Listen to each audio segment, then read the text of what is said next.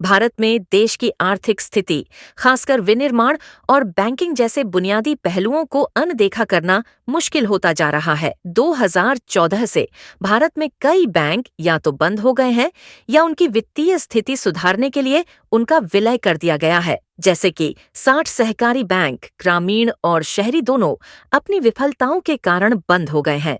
इसी तरह अकेले 2023 में 17 सहकारी बैंक बंद हुए, जो किसी भी एक वर्ष में सबसे अधिक संख्या है। 2023 तक 39 शहरी सहकारी बैंक बैंकिंग विनियमन अधिनियम के तहत दिवालियापन का सामना कर रहे हैं, क्योंकि उनकी शुद्ध संपत्ति नकारात्मक और उनमें गंभीर वित्तीय अनियमितताएं हैं। सार्वजनिक क्षेत्र में 2019 से कई बैंक विलय हुए हैं, जिससे सार्वजनिक क्षेत्र के बैंकों की कुल संख्या कम हो गई है। उदाहरण के लिए 130 साल पुराने पंजाब नेशनल बैंक का 82 साल पुराने ओरिएंटल बैंक ऑफ कॉमर्स और 75 साल पुराने यूनाइटेड बैंक ऑफ इंडिया में विलय हो गया। 119 साल पुराने केनरा बैंक का 100 साल पुराने सिंडिकेट बैंक में विलय हो गया और 196 साल पुराने यूनियन बैंक ऑफ इंडिया का 96 साल पुराने आंध्र बैंक और 114 साल पुराने कॉरपोरेशन बैंक में विलय हो गया। इसके अलावा 117 साल पुराने इंडियन बैंक का 160 साल पुराने इलाहाबाद बैंक में विलय हो गया।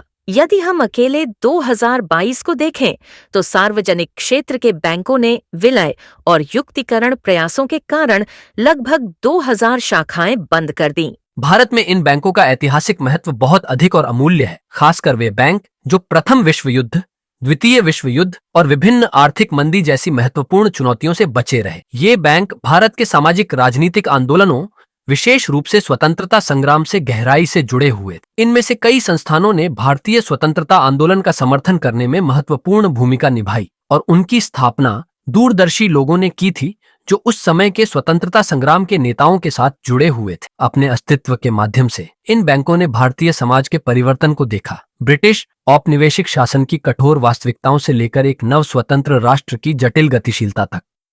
उन्होंने ग्रामीण और शहरी आबादी के साथ साथ अमीर और गरीब सहित भारतीय समाज के विभिन्न वर्गों को एकीकृत करते हुए पुलों के रूप में काम किया। हालांकि इस लंबे समय से चली आ रही विरासत का दुर्भाग्यपूर्ण भावनात्मक अंत हो गया है, जो इन संस्थानों के समेकन, राष्ट्रीयकरण या पतन को संदर्भित कर सकता है, जिससे आधुनिक बैंकिंग दुनिया में उनका ऐतिहासिक मूल्य और महत्व खो गया है। भारत में सार्वजनिक क्षेत्र के बैंकों के बड़े पैमाने पर विलय और बंद होना एक व्यापक राजनीतिक और आर्थिक बदलाव को दर्शाता है। ऐतिहासिक रूप से ये बैंक आम लोगों की सेवा करने की दृष्टि से स्थापित किए गए थे, जो राष्ट्र निर्माण और वित्तीय समावेशन में महत्वपूर्ण भूमिका निभा रहे थे। इसीलिए भारत के स्वतंत्रता आंदोलन और औपनिवेशिक काल के बाद की आर्थिक नीतियों के साथ उनका गहरा संबंध राज्य नेतृत्व वाले विकास मॉडल का प्रतीक था। इसके अलावा उनका समेकन इस दृष्टिकोण से प्रस्थान का संकेत देता है, जो अधिक कॉरपोरेट संचालित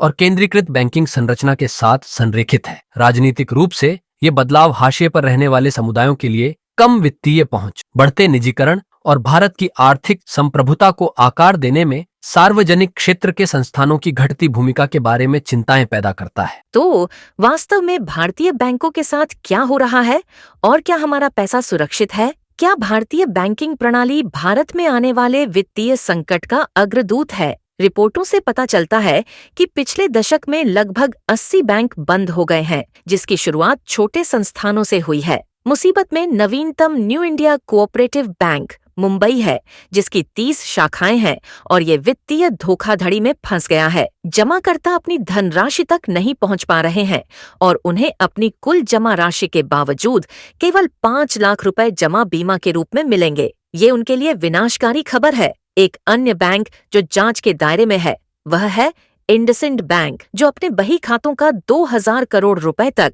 मिलान करने में विफल रहा है। जांच चल रही है और इस विसंगति के पीछे के वास्तविक कारण जल्द ही सामने आएंगे। भारतीय स्टेट बैंक, सबसे बड़ा और सबसे प्रतिष्ठित भारतीय बैंक, चुनावी बांड विवाद में उलझा हुआ है। इस मुद्दे के आसपास की चर्चाओं ने इस बारे में चिंताएं बढ़ा दी हैं कि इस तरह के घोटाले भारतीय बैंकिंग प्रणाली में निवेशकों के विश्वास को कैसे प्रभावित करते हैं। ये भारत से प्रत्यक्ष विदेशी निवेश के पलायन के प्रमुख कारणों में से एक हो सकता है। लगभग 5 साल पहले पंजाब और महाराष्ट्र सहकारी बैंक यानी PMSE, जिसके 17 लाख जमाकर्ता थे, वित्तीय कुप्रबंधन और विसंगतियों के कारण बंद हो गया था। कई जमाकर्ताओं ने अपनी बचत खो दी और ये स्पष्ट नहीं है कि क्या सरकार जमा बीमा सीमा 5 लाख रुपए से अधिक उन्हें मुआवजा देने में सक्षम थी। वित्तीय कठिनाइयों का सामना कर रहे कई बैंकों में से अधिकांश सहकारी बैंक हैं। सहकारी बैंकों का विनियमन और निरीक्षण अमित शाह के दायरे में आता है, जो गृह मंत्री भी हैं। इससे बैंकिंग क्षेत्र में लगातार वित्तीय अनियमितताओं को दूर करने में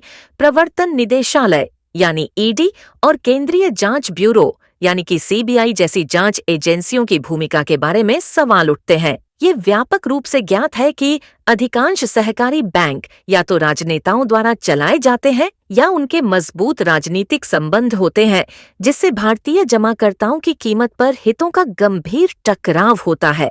एक और दुर्भाग्यपूर्ण वास्तविकता ये है कि बैंक विफलताओं के प्राथमिक शिकार छोटे और मध्यम वर्ग के जमाकर्ता हैं, विशेष रूप से वे जो सहकारी संस्थानों के साथ बैंकिंग करते हैं। जब ये बैंक वित्तीय कुप्रबंधन के कारण अचानक बंद हो जाते हैं तो समाज के आर्थिक रूप से कमजोर वर्गों पर इसका प्रभाव विनाशकारी होता है। एक दशक पहले भारत के कुल ऋण 52 लाख करोड़ रुपए थे, जब जीडीपी 7.2% की दर से बढ़ रही थी। 2025 तक ऋण का बोझ 5 गुना बढ़कर लगभग 270 लाख करोड़ रुपए हो गया है, जबकि जीडीपी विकास दर घटकर लगभग 6.4% हो गई है। ये बढ़ता हुआ अंतर ऋण चुकौती को तेजी से कठिन बना रहा है, जिससे बढ़ते डिफॉल्ट के कारण बैंक दबाव में आ रहे हैं। बैंकिंग प्रणाली का स्वास्थ्य अर्थव्यवस्था का सीधा प्रतिबिंब है और वर्तमान संकेतक चिंताजनक हैं। मूल रूप से बैंक जमा, गृह ऋण, ऑटो ऋण, छात्र ऋण और व्यवसाय ऋण पर निर्भर होते हैं। यदि आप इन्हें करीब से देखें तो खुदरा बचत कम है, इसलिए जमा कम है। घरेलू बचत दर अब तक के सबसे निचले स्तर पर है, जिससे खुदरा बैंकिंग प्रणाली प्रभावित हो रही है। बिजनेस स्टैंडर्ड के अनुसार मुंबई, दिल्ली, हैदराबाद और बेंगलुरु जैसे शहरों में 10 लाख आवास इकाइयां बिना बिके खड़ी हैं, इसलिए गृह ऋण कम है। गैर प्रीमियम ऑटोमोबाइल उद्योग नीचे है, इसलिए ऑटो ऋण दबाव में है। छात्र ऋण डिफॉल्ट में है, क्योंकि उच्च बेरोजगारी के कारण फ्रेशर्स को नौकरी नहीं मिल रही है और विनिर्माण और संबंधित व्यावसायिक गतिविधियां दबाव में होने के कारण व्यवसाय ऋण कम हो रहा है।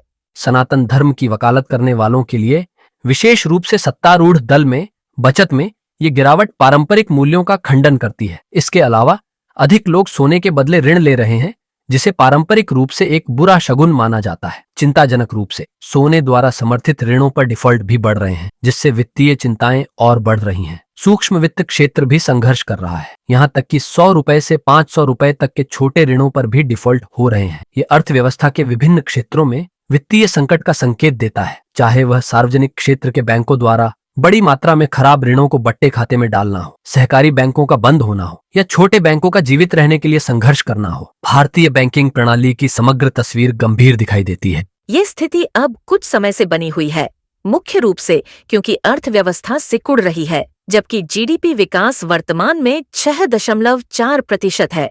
बेरोजगारी को महत्वपूर्ण रूप से कम करने के लिए भारत को 10 से 12% की विकास दर की आवश्यकता है। वर्तमान नीतियों और आर्थिक दृष्टिकोण को देखते हुए इतनी उच्च वृद्धि प्राप्त करना अत्यधिक असंभव लगता है। 2014-15 से बैंकों ने गैर निष्पादित परिसंपत्तियों यानी एनपीए में 14.5 लाख करोड़ रुपए की चौंका देने वाली राशि को बट्टे खाते में डाल दिया है। बट्टे खाते वो होते हैं जिनमें वसूली की कोई उम्मीद नहीं होती है।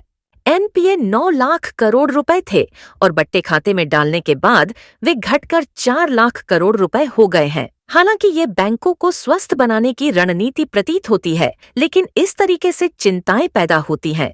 बट्टे खाते में डाले गए 14.5 लाख करोड़ रुपए में से लगभग 7.5 लाख करोड़ रुपए बड़े उद्योगों और कंपनियों के ऋण हैं। हालांकि बट्टे खाते में डाले गए कृषि ऋणों की संख्या स्पष्ट नहीं है। इस पर करीब से ध्यान देने की जरूरत है, खासकर किसानों की बढ़ती आत्महत्याओं को देखते हुए, जो एक संकट है और जिस पर हाल की चर्चाओं में बहुत कम ध्यान दिया गया। पिछले साल ही अकेले एसबीआई ने 1.5 करोड़ रुपए के खराब ऋणों को बट्टे खाते में डाल दिया, जबकि पंजाब नेशनल बैंक ने 90 लाख करोड़ रुपए को बट्टे खाते में डाल दिया। ये प्रवृत्ति बताती है कि सार्वजनिक क्षेत्र के बैंकों की वित्तीय ताकत भी कम हो रही है। खराब ऋणों को बट्टे खाते में डालने से बड़े निगमों और राजनीतिक रूप से जुड़े व्यवसायों को असमान रूप से लाभ होता है, जिससे भाई भतीजावाद और वित्तीय विनियमन में दोहरे मानकों के आरोप लगते हैं। करदाताओं, छोटे व्यवसायों और आम जनता में नाराजगी पैदा होती है। इसके अलावा वित्तीय संस्थानों और सरकारों में अविश्वास बढ़ता है। जनवरी 2024 में अनिल अंबानी के स्वामित्व वाली रिलायंस कम्युनिकेशंस पर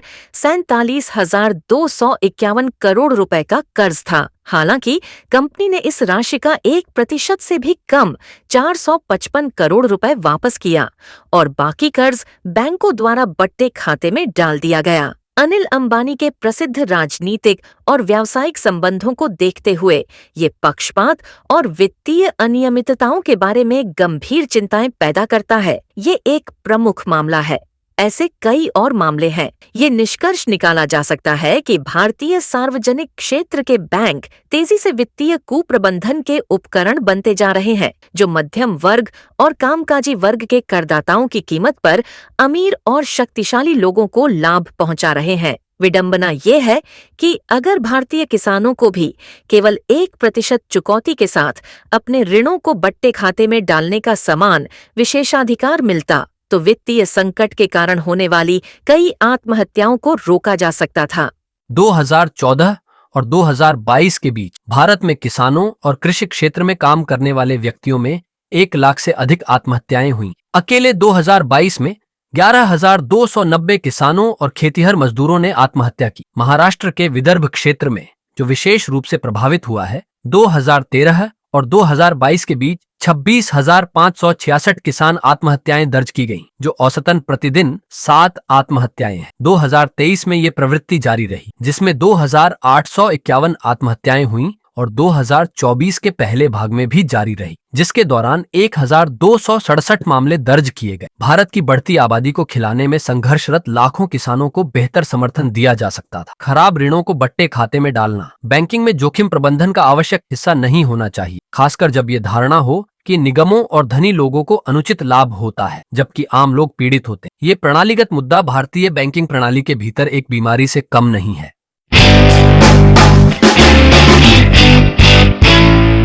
तो ये था एक्सपर्ट एक्स का एक और संस्करण। ऐसे अन्य विषयों के लिए हमसे आगे भी जुड़े रहिए। धन्यवाद।